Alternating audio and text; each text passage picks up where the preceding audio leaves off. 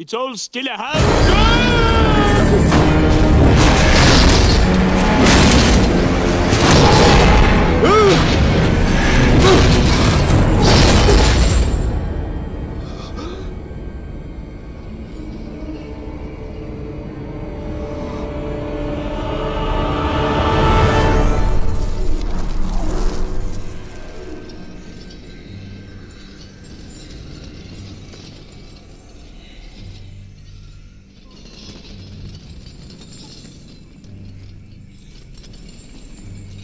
How now?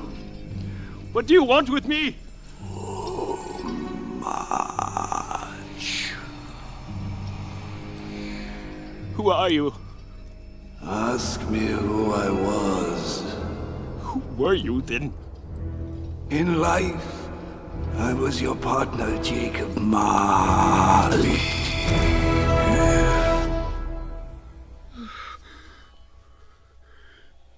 Can you sit down? I can. Do it then.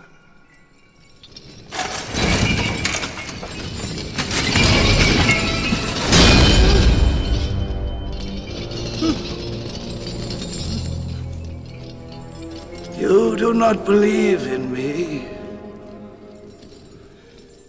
I don't. Why do you doubt your senses? Because the littlest thing can affect them. A slight disorder of the stomach can make them cheat. You may be an undigested bit of beef, a blot of mustard, a crumb of cheese, a fragment of underdone potato.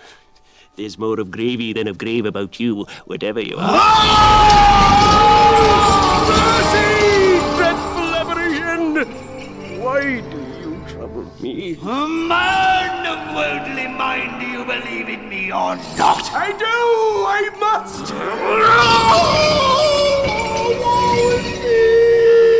You are fettered in chains. Why? Were the chain I forged in life, I made it link by link and yard by yard. Do you recognize its pattern? Can you imagine the weight and length of the chain you bear? It was as heavy and long as this 7 Christmas Eves ago. Yours is a ponderous chain. Jacob, tell me no more. Speak comfort to me, Jacob. I have none to give. I cannot stay. I cannot linger anywhere. Mark me. In life, my spirit never walked beyond our counting house, never roved beyond the narrow limits of our money-changing hole. Now, endless journeys lie before me. 7 years dead, then traveling all the time. No time, no rest, no peace. You must have covered a lot of ground in 7 years. Oh, no! Oh, I was blind! Blind and could not see my own life squandered and misused. Oh, woe is me! But you were always a good man of business. Businessman!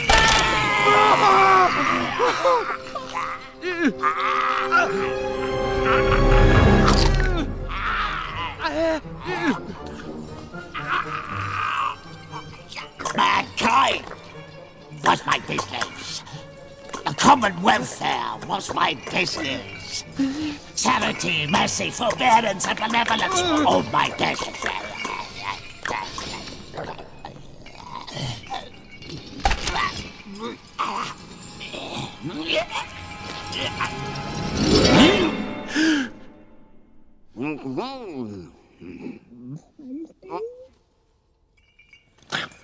Haley, my time is nearly gone. I will, but don't be hard upon me, Jacob. Pray. I am here to warn you that you have yet a chance and a hope of escaping my fate.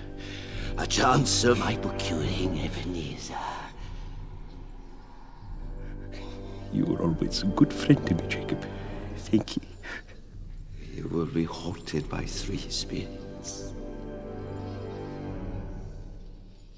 that's the chance and hope, I'd rather not. Expect the first. Tomorrow when the bell tolls one. Couldn't I take them all at once and have it over with, Jacob? Expect the second, the next night at the same hour. And the third, upon the next night when the last stroke of 12 has ceased to vibrate.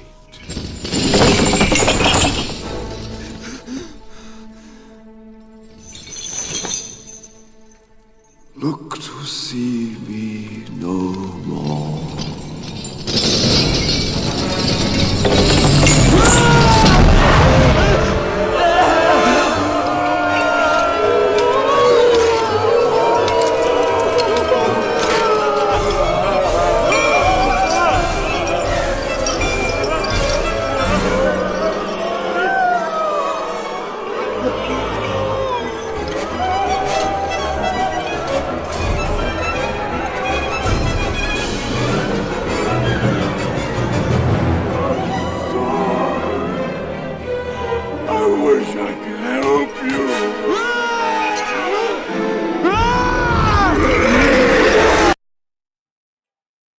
Okay.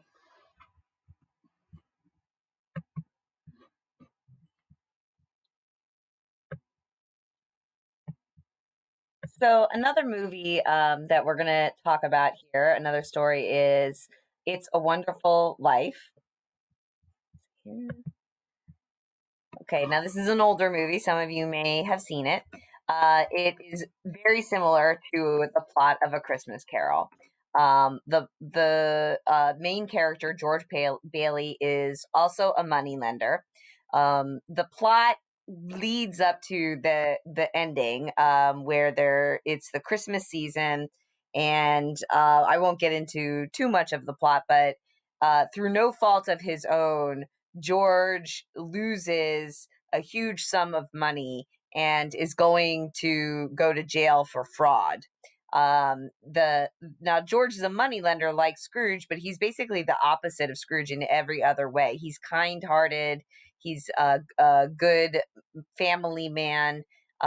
He, in his younger years, very much wanted to escape his small town, Bedford Falls, and see the world, become a great architect, but a lot of those dreams just didn't pan out.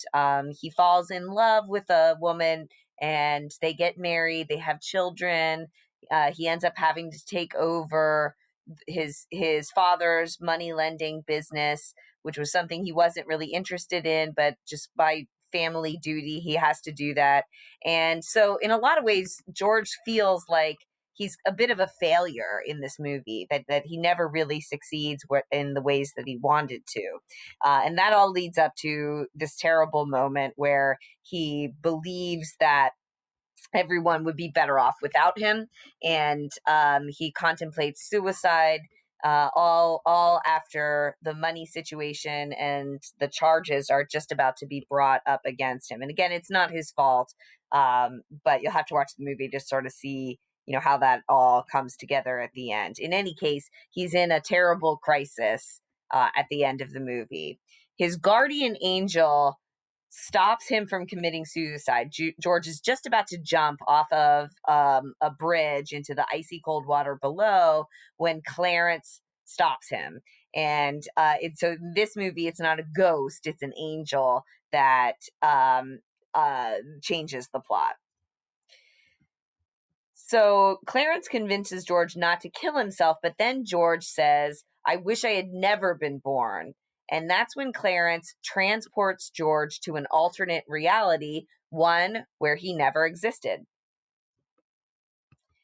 In the alternate reality, George finds his town in shambles. It's been taken over by a corrupt businessman, much like Ebenezer, who puts people on the streets, is only after money for himself. So without George there to be the alternate money lender, the town basically goes to this other Scrooge, Ebenezer Scrooge-like figure. He finds his wife, an old spinster. She's the town librarian, which in the movie they make out to be sort of a fate worse than death. I kind of take issue with that because a librarian is very close to an English teacher.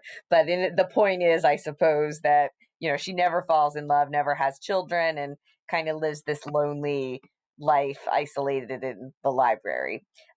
His children, of course, are non-existent, and his brother's grave is he finds his brother buried dead as a result of a childhood accident that George was never there to prevent.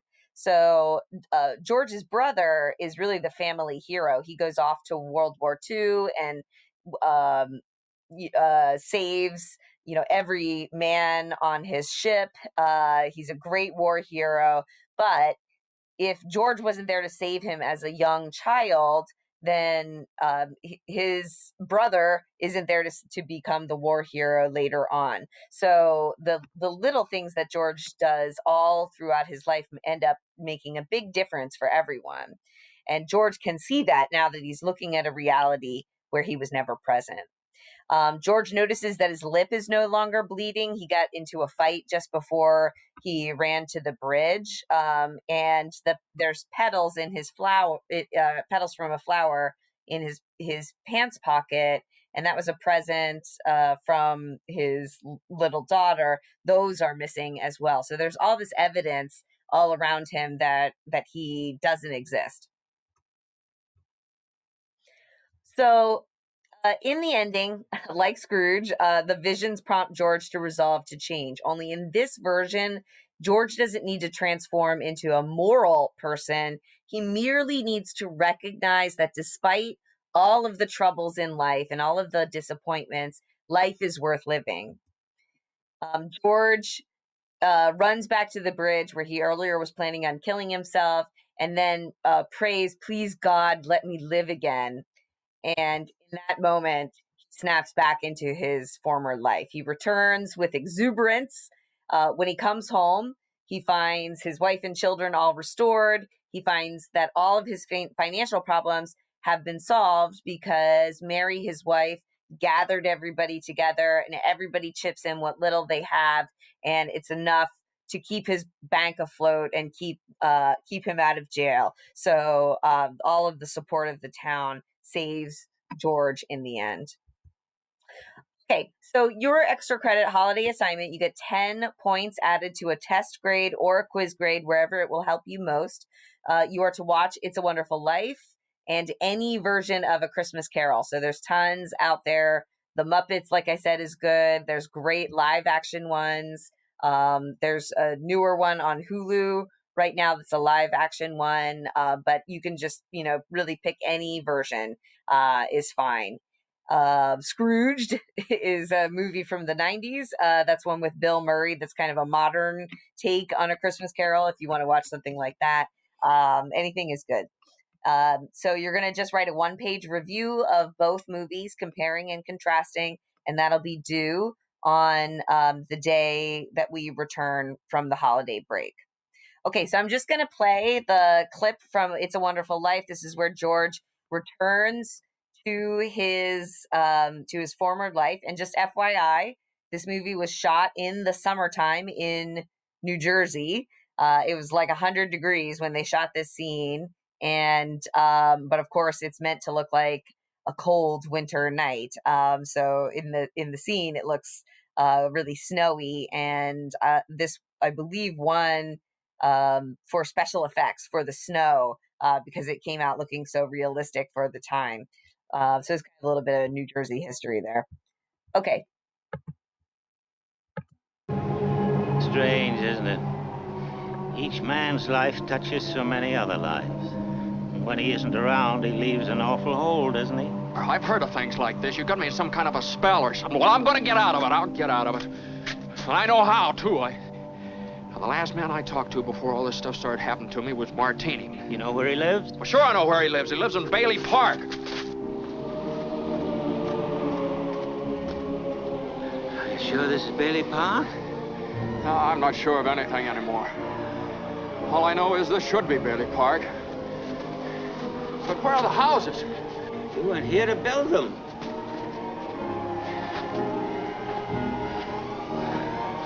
Your brother, Harry Bailey, broke through the ice and was drowned at the age of 9. That's a lie. Harry Bailey went to war. He got the Congressional Medal of Honor. He saved the lives of every man on that transport. Every man on that transport died. Harry wasn't there to save them because you weren't there to save Harry.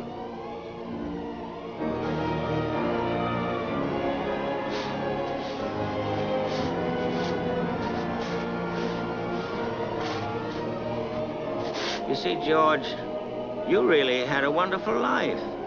Don't you see what a mistake it would be to throw it away? Clarence. Yes, George? Where's Mary?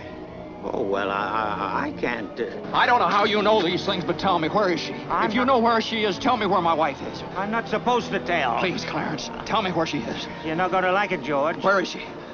She's an old maid. She never married. Where is Mary? Where is she? Where is she? She's just about to close up the library. Oh, there must be some easier way for me to get my wings.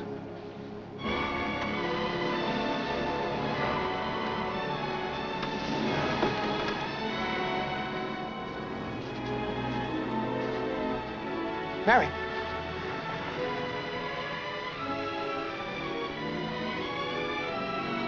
Mary! Mary! Mary! Mary! Mary, it's George. Don't you know me? What's happened to us? I don't know. You let me go. Mary, please. Oh, don't do this to me. Please, Mary. Help me. Where's our kids? I need you, Mary. Help me. Mary! Mary! Let me go. Let me go. Let me go. He's chasing me. He's got to stop him. Tom! Ed! Charlie! That's my wife! Let me go. Mary! Now you don't. Somebody call the police. Somebody hit him on the head with a bottle. You need a straight jacket. Come on. Get out. Clarence! Get out of here. Clarence! That's you. Stand back.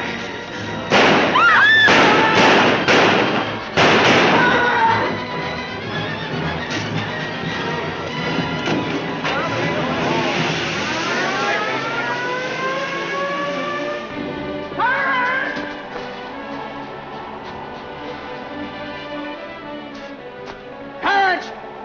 Clarence! Help me, Clarence!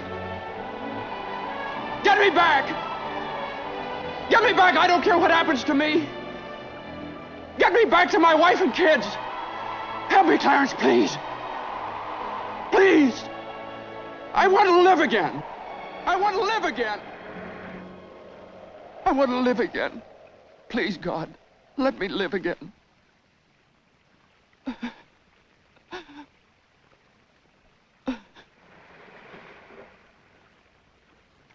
Hey, George! George! You all right? Hey, what's the matter? Now get out of here, Bert, or I'll hit you again. Get out of here. What the Sam Hill you yelling for, George? George. Bert, do you know me? Know you? Huh, you kidding? I've been looking all over town trying to find you. I saw your car piled into that tree down there, and I thought maybe you... Hey, your mouth's bleeding. Are you sure you're all right? What you...